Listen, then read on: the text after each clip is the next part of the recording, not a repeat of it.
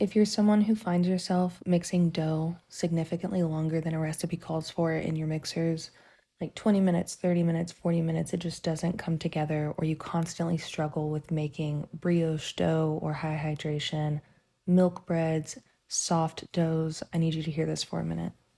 This is something that's been very common in the baking communities that I have on Facebook, especially when my blonde cinnamon roll recipe kind of blew up, because so many people were accusing me of not developing it intentionally or correctly, even though it's my recipe.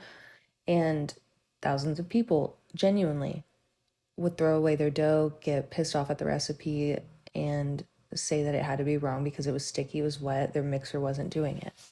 And when you're watching these recipe videos, the creators might be using a spiral mixer, a commercial dough mixer specifically designed for dough. They might be making a larger batch than you are. And when you make a batch that's big enough for your mixer, it allows the dough hook to actually grab it, stretch it, work the dough. And they might be using different flour, mixer, hook, or even completely different room temperature. Then when you're home and you're trying to make a recipe that's a small batch or just too small for your mixer or another planetary mixer, you expect your dough to look exactly the same as theirs does at 8 minutes.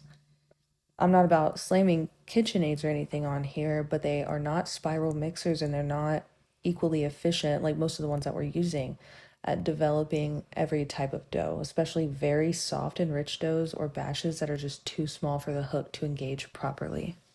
And something I want people to understand is just because that your dough is like spinning and orbiting around the bowl does not mean it's developing gluten.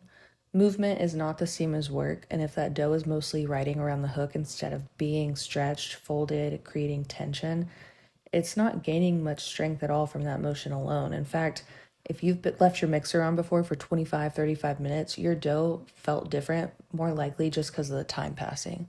The flour hydrated and the dough was changing. The time itself affects a dough. That doesn't mean your mixer spent 35 minutes efficiently developing gluten. So, what happens is people think, well, this recipe says it should be this way by now. So they keep mixing, they overwork their mixer, it overheats, or they dump in more flour, they change the hydration of the recipe, they throw the dough away because they assume the recipe is wrong. And sometimes your mixer has just done all it's realistically going to do. And we've slowly lost one of the most valuable baking skills because we're used to watching everything happen with machines and equipment, and that's hand kneading. For some reason, people treat hand kneading like it's admitting defeat, like it's a mixer. Like if the mixer couldn't finish the job, something must have gone wrong, and I don't see it that way. A lot of doughs that people just underestimate because they can be made completely by hand. Bakers were making incredible brioche and breads and enriched doughs and pastries long before stand mixers existed. A mixer is a tool, and your hands are a tool. If my mixer is not efficiently building strength, I'm not afraid to oil up my counter, grab a dough scraper, switch techniques. Sometimes that means slap and folds, gentle hand kneading, just letting the dough rest for 15, 20 minutes before I come back to it. Those are techniques. They're not random, they're not hacks. When you slap and fold a dough, you're stretching it, you're folding it back over itself, repeatedly building tension in the gluten network. You're doing mechanical work that your mixer is not really doing efficiently. And sometimes the best thing you can do is stop touching it. And when you have to give your dough a rest, that's also not giving up because the hydration continues, the dough is changing. And this is why no knead breads can exist. They're not like magic. They rely on time, hydration, fermentation to build a gluten network with little mechanical mixing. Different process, by the way, and different like eating experience. But also, this is why I don't chase a full window pane on every dough I've developed, because that's a different conversation. But different doughs have different goals, levels of enrichment and hydration, fermentation. So I know exactly when to stop mixing because I know what that dough still has ahead of it. That's why I always tell people to learn to read dough instead of memorizing a mixing time on one recipe and applying it to all. Stop taking in baking hacks and tricks and tips and applying it to every recipe you make after that. Recipes don't know the mixer that you're using. They don't know your batch size, your dough capacity, your flour, your kitchen. A recipe can only give you a guide, like an estimate. The most perfect recipe cannot predict those things. Your job is to read what your dough is telling you. Another thing I'd encourage you to do is look up the dough capacity your mixer manufacturer recommends. Most people never think about this, but batch size really does affect how well a mixer can do its job.